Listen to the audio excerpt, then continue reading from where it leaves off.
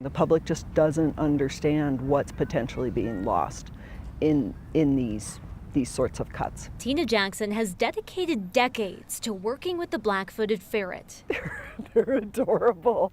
They are the most adorable ferocious predator you'll ever not see, because they're also so secretive. Jackson says a team of 11 at the National Black-Footed Ferret Conservation Center in northern Colorado were tasked with keeping the black-footed ferret from going extinct. 3 of us were let go, so 2 of the wildlife technicians that help with the care and breeding of the animals, as well as myself. A small team now whittled down to 8. It's very frustrating, and it's in some ways it's surreal. Jackson says losing your job isn't easy, but what's harder is thinking about the impact these cuts will have on the black-footed ferret. Everything was working. I mean, we were doing amazing work with a really small number of people and a really relatively small budget. Careful work at the Northern Colorado Center has turned the nearly extinct population around. All recovery work in North America on these critters goes through that program,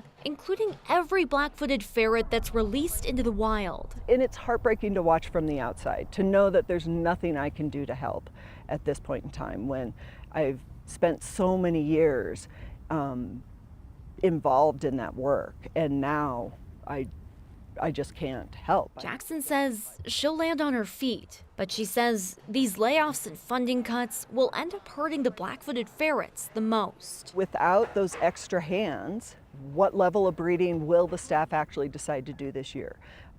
If something comes up, will they be able to respond to it? So if something bad happens, it's a possibility that we actually lose the ferrets. In Denver, Rachel Krause, 9 News.